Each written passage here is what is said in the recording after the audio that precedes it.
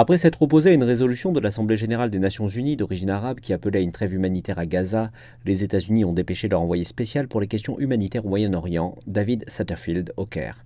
Durant leurs entretiens approfondis, le ministre égyptien des Affaires étrangères, Sameh Choukri, a fait part de la déception de l'Égypte concernant le flux limité de l'aide apportée aux Palestiniens. L'envoyé américain s'est engagé à intensifier la coordination avec l'Égypte afin de garantir que les camions bloqués à la frontière égyptienne puissent accéder immédiatement et en continu à Gaza. L'Égypte n'est pas satisfaite du montant actuel de l'aide qui parvient aux Palestiniens. Un grand nombre de camions sont bloqués en Égypte.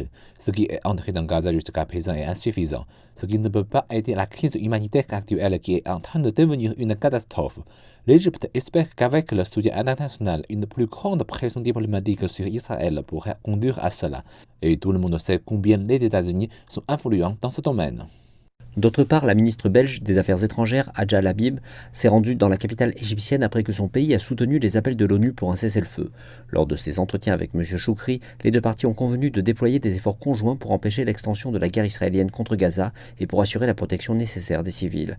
Elle a également discuté de la vision de l'Égypte pour relancer le processus de paix israélo-palestinien. La Belgique a réalisé la nécessité de donner accès à l'aide aux Palestiniens.